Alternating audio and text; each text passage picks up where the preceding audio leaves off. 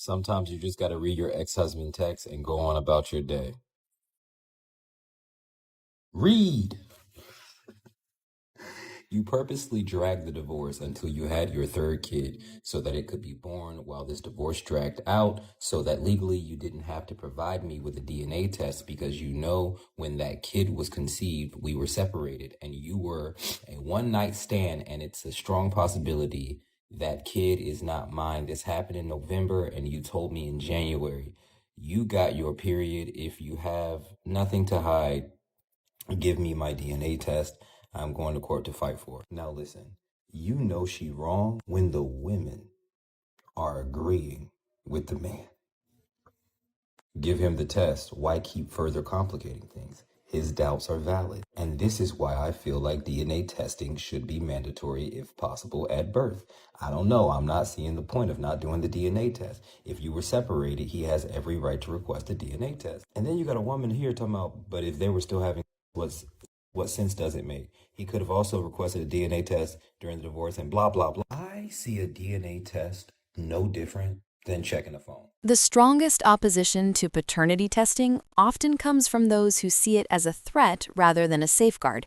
If the roles were reversed and men expected women to accept infidelity, deception, and long-term financial responsibility without question, there would be immediate outrage. Yet when accountability is suggested for dishonesty, it's framed as unfair instead of reasonable. Transparency shouldn't be controversial when trust is truly present. I do now moving forward with my wife after she moved out, started having an affair with a coworker, and now has come back and wants to stay married, but shows little to no remorse for what she did and acts like it's not a big deal. She also said to me that she still has feelings for this guy that she works with, but it doesn't matter because they don't talk or spend time together anymore. I'm not really sure what to do. I've lost a lot of respect for my wife, and I also just don't trust her. Are you serious? My roommate in college was cheating on her long-distance boyfriend, and he was driving long distance to come see her every weekend, and he was bringing food for her roommates, for her friends. He was fixing our sink. He was helping us with any maintenance issues we had around the dorm, and just overall helping her adjust as much as he could with her new college while he was going to college himself and had a full-time job, and she was cheating on him. So I pulled her aside and I was like, you have to tell him. And she was like, I'm not going to tell him. I'm going to figure out where I want to go with this other guy before I bail on my 3-year relationship. So what I did was wait for the boyfriend to come home. And then I called him the other guy's name, who he was already suspicious of. So he picked up on the cue immediately. And for the next 3 hours, I heard them arguing in the other room. And then the next day, they sent us home for COVID. And I never saw her or him or anyone else in the situation ever again. Do have a happy update, though, that she got cheated on in her next relationship. Karma is up. Credit where it's due, this woman did the right thing. In many situations like this, close friends are aware of what's happening and choose to stay silent rather than speak up. That silence enables bad behavior.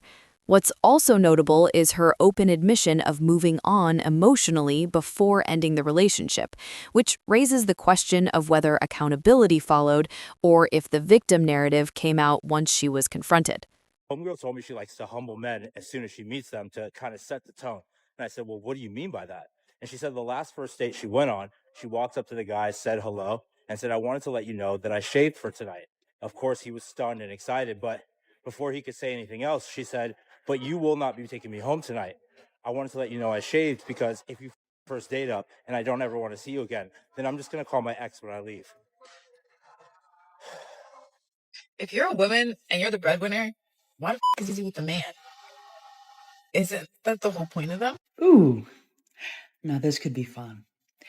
Let's see how many people know the answer to this question.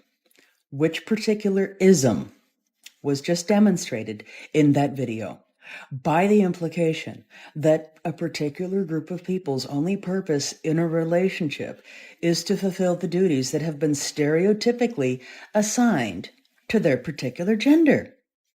Still don't know what it is? Well, I'll give you another hint. There are some out there who mistakenly are of the opinion that by virtue of fact that a person happens to be of a particular gender, that they cannot experience that particular ism. It's amazing, isn't it, that some actually believe that. But if the roles were reversed and this question was asked of men in regards to why they're in a relationship with women that don't cook and clean, the answer would be obvious. So I ask again, which ism was just demonstrated against men? Someone once commented, if they didn't have double standards, they wouldn't have standards at all. And it fits perfectly here. That line captures the pattern better than any long explanation ever could. Ask a man to get your nails and your feet done or to put gas in your car or to get you some lunch. They put it in the same bucket as being used. Do you really think a woman these days can't get her nails and her feet done or put freaking gas in her car or buy herself a Chick-fil-A #1 meal? Did you watch this video back before you posted it? Because in your video, you answered your own question, but yet you still posted it. You have the means and the funds to do it for yourself, but yet you still want the man to do it for you so you can keep your money. So you're using him so you don't have to spend yours. Some of y'all don't even give the men that you're talking to the opportunity to even offer it. You're asking for it as soon as you start talking to this man. It's a turnoff. And this is not somebody y'all are in a relationship with. That is 100% different. These are men that you're just having conversations with. You're talking to, getting to know. And you want them to spend money on you. And all this just to prove that they like you. Mediocre at absolutely everything, but at least I have the self-awareness to not enter myself into a competition that I am ill-equipped for and am going to end up being 14th. Am I off? Yeah, you're off. You're big time off. She says in her video that she's dating a guy, talking to a guy, whatever, and he bragged, kind of was telling her about himself and said that he went to the Olympic trials. She asked what place he got. He said 14th at the Olympic trials. And she's like, oh my God, that's so embarrassing. Why would you tell people that? And she says it gave her like the biggest ick. That's embarrassing for you. It would take forever for me to like make a spreadsheet based on every event at every Olympic trial event. But I just did some quick search. This is the men's 100 meters. First place finisher, 9.92. 14th place finisher, 10.15. That's nothing. It's not even a quarter of a second. Let's look at another one. This is the men's 400 meters. First place, 44.42. 14th place, 45.36. Less than 1 second. This is the perfect example of, first of all, do a little research. Second of all, how out of touch and ignorant some people are. 2025. Why can't my car touch something? Why is it so bad that when my car taps something, the side caves in? What are we doing? What are we doing? Why aren't our best and brightest brains being put to fixing that issue? You're telling me every time I tap another car in a parking lot, every time I back up into a wall or a pole or something of that nature, my entire car caves in and breaks. Why aren't they stronger? Why aren't they stronger? Why can't they touch things? Is this a stupid question? Like, so many things are so durable. Why can't cars be durable? Yes, this is coming from a girl who spent thousands of dollars into repairing her car after hitting things.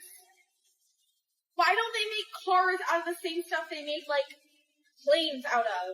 I don't know what planes are made out of, but I'm sure they're strong. I'm sure rocks in the sky are like, there's not rocks in the sky, but I'm sure things hit the planes. No, I'm sounding really stupid right now. I'm really smart, I swear. It's the definition of not taking accountability. I'll tell you what, Gail. Why don't you just get better at driving? Then you wouldn't have all them problems, would you? Women shouldn't drive anyway. Stay woke in the streets, like big brr. If you have enjoyed the video this far and want to see more like it in the future, I would greatly appreciate it if you liked the video. Thank you. Why isn't paternity fraud illegal? It's estimated 6% of men are fathering children that are not theirs. There should be consequences for that. But there aren't. Okay. And that's my point, is you guys don't care about equality. You want freedom at the expense of men. Okay, sure. Next. Do you think that men should have the right to opt out of fatherhood, since women have the right to opt out of motherhood? No. What's your plan when men stop doing the dirty and dangerous jobs that keep society running? Can you give me an example of which jobs you're referring to? Logging, plumbing, crab fishing, oil rig. What is your plan for when the there she 80% goes. of women who work in the healthcare industry no longer want to do it? What's your I plan? have a plan. Yeah, what's your plan? Let's give the jobs to the men. They'll do it better.